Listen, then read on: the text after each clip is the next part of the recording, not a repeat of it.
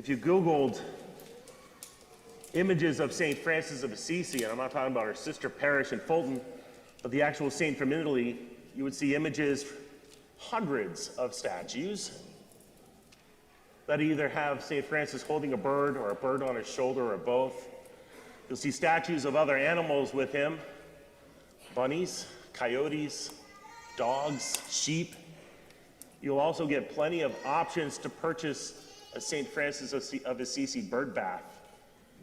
You may already have one in your garden, right? How many have a bird bath in their garden? St. Francis of Assisi, right? If there's a bird bath, it's probably St. Francis. He's my all-time favorite saint, but he's way more than an animal-loving bird bath to me. My favorite depiction of St. Francis doesn't contain any birds at all, no cute fuzzy animals. In fact, this nondescript statue I didn't even know existed until I walked past it a number of times. At the Basilica di San Francesco, yes, that's me speaking Italian, the Basilica of St. Francis, in his hometown of Assisi, Italy, when you go out the front doors of the upper church and cross the expansive lawn, sitting out of the way on the far northeast corner of the plot of land there is a different type of statue. It's St. Francis on horseback. He and the horse are adorned in full battle gear. But it's not a statue of a triumphant hero going off to war, nor returning home in victory from a successful campaign. The statue is called Il Ritorno de Francesco, the return of Francis.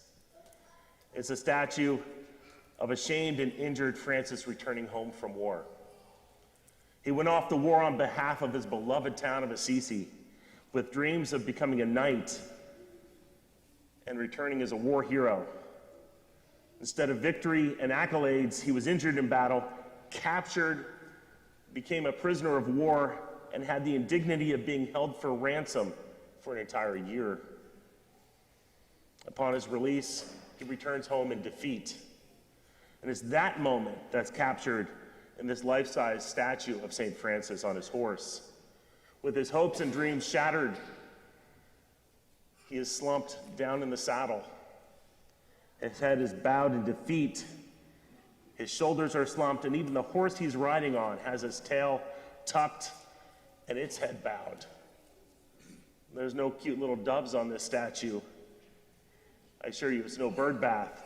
The only birds visible are the actual live birds that swoop in, perch themselves on his head, and leave their droppings. It's such a fitting addition to this monument of St. Francis.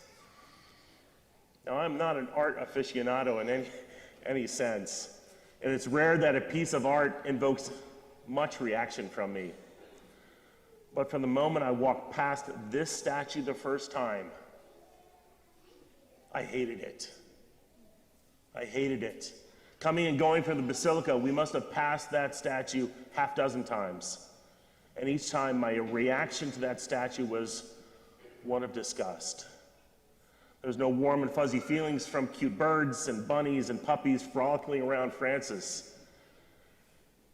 He got his butt kicked, and this statue captures that moment of public embarrassment and cowardice and shame and defeat. So my entire time we were in Assisi, I had this angst of, why does this statue invoke that response in me? And then it hit me. After a few days, it hit me. I know that feeling. I've been there. I know that feeling of shame and defeat at different moments in my own life.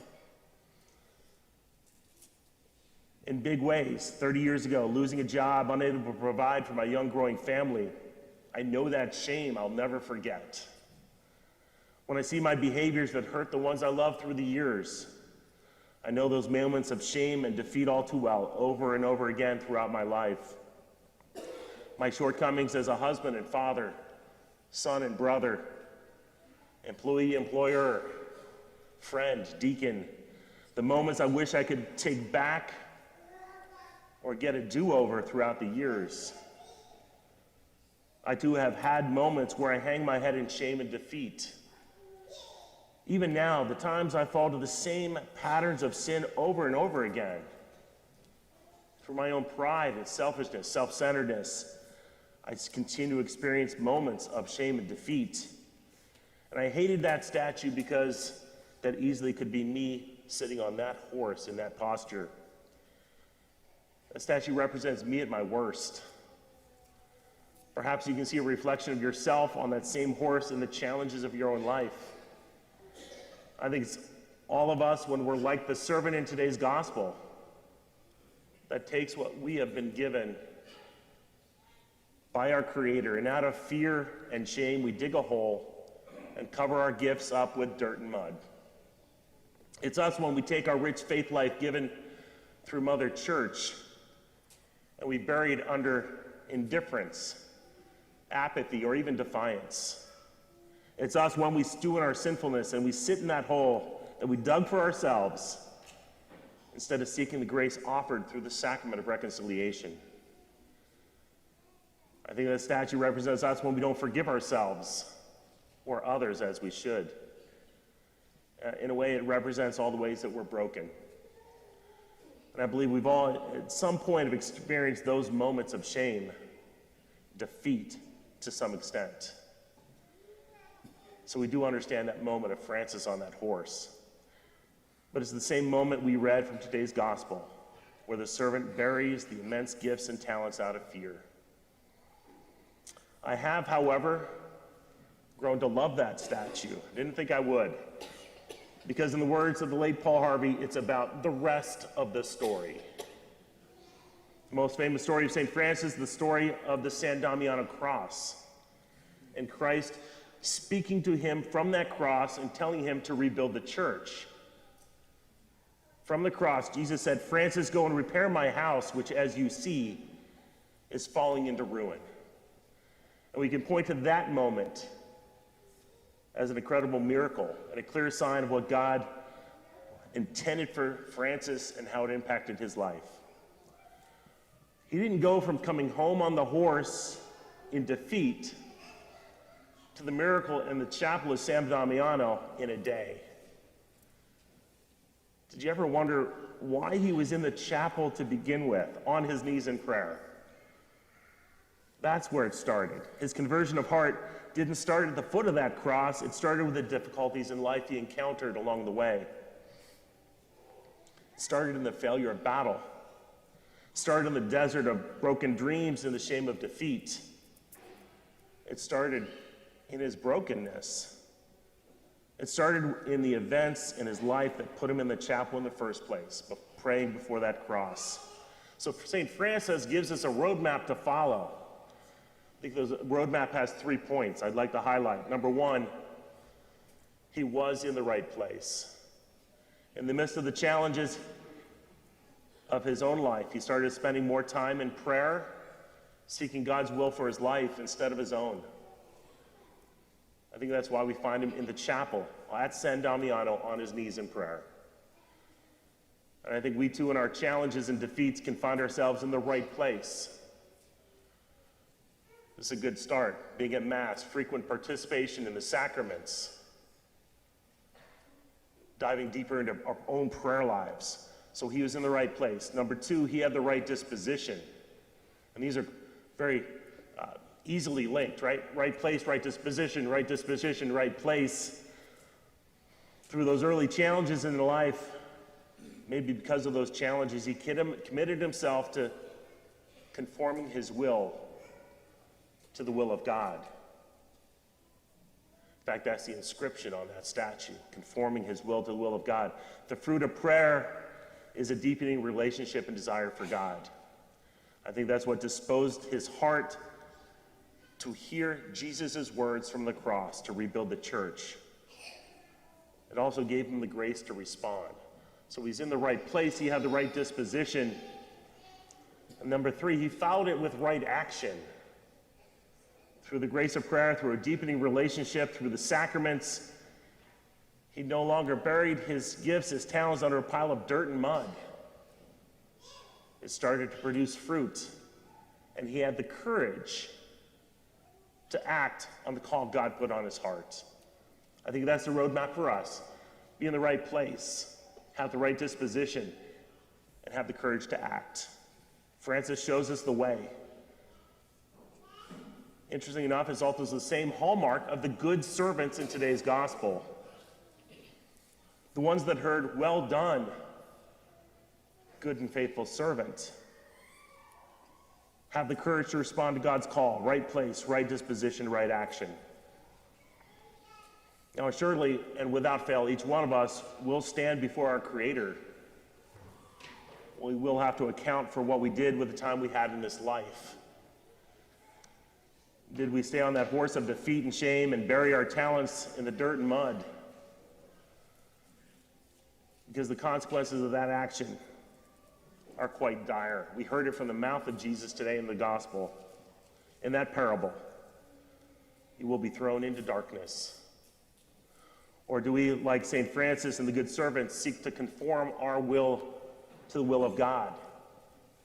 Do our lives produce the fruit of prayer and love and forgiveness?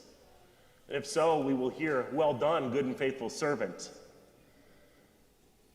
We see that St. Francis is way more than a bird bath. Though he makes an effective bird bath, he's way more than that. He's the model and example of a life well lived. Let us not be known by the moments of defeat and shame in our lives, but by the fruit we produce. Amen. We've been asked to comment on the Maryland Bishop's Catholic Advance Directive in today's bulletin, so consider this bonus material on an important topic. This past week, I spoke to my recent college graduate and helped him set up his pre-tax payroll deductions into his retirement account. One, I'm thrilled he has a job. And two, he's already thinking about saving away for retirement. And I like that he chose the target date fund with an estimated retirement date of 2065. I said, "What year?" "Dad, it's 2065, which is about 42 years away?" He asked a simple question: what happens around the year 2065 when I retire? I'm like, well, that's a loaded question. I've got two quick responses that come to mind. One, you've got 40 plus years to realize the beauty of compound interest. And two, that I most likely will not be around when you retire. I will probably be dead. He wasn't sure how to take that. I think it shocked him a little bit to be so blunt about the year 2065. I mean, I don't know, maybe I'm still around, but I'll be old, really old. But it's not a topic that we've talked a lot about. And to his credit, and surprisingly without hesitation, he did want to know what I was going to do upon my death with my Ravens tickets. And just to hedge his bets, he did offer, in my old age, to continue to take me to games as long as I didn't slow him down. He's a good son. I like that he's thinking ahead. But it comes to this concept of death. I can say with confidence, 100% chance, we're all going to die. And I expect, like many of us here, I believe I'm closer to the end of my life than the beginning. But death is a part of a human experience. It's also a part of our preparation for heaven. And it's inevitable that the older we get, the more death becomes a part of the equation. And it's ironic that the more life we experience, the more death we'll encounter along the way. And the church, in her wisdom, gives us guidance in navigating the challenges associated with dying and death. This guidance stands in stark contrast to the philosophies of the world. And the church has always, and will always defend the value of life from conception to natural death. That will not ever change. The world tries to convince us of the value of death with dignity, which is a fancy slogan for assisted suicide. I know that becomes more and more part of our conversation this legislative year in Maryland. As Catholics, we cannot cause death by participating or facilitating that death through assisted suicide. To put it bluntly, it is against Catholic teaching. We need to know that we should not be fooled by the arguments of the world. It does not mean we must do everything at all times to prevent death. We just can't permit death. We can permit death to happen, but we cannot be the cause of it. We can accompany our loved ones in their suffering. We can try to alleviate their suffering as best we can, as long as in doing so we do not cause their death. We should rely on the guidance of the church in the difficult circumstances in life and in our approach to death and dying. That applies to ourselves, our loved ones, those we have responsibility for. So as part of the reality of facing death, we should educate ourselves and put in place the proper documents and decisions that reflect a well-reasoned and thought-out approach that does conform to church teaching, to the Catholic faith. We should put in place the decisions that reflect the reality of the value of life from conception until natural death.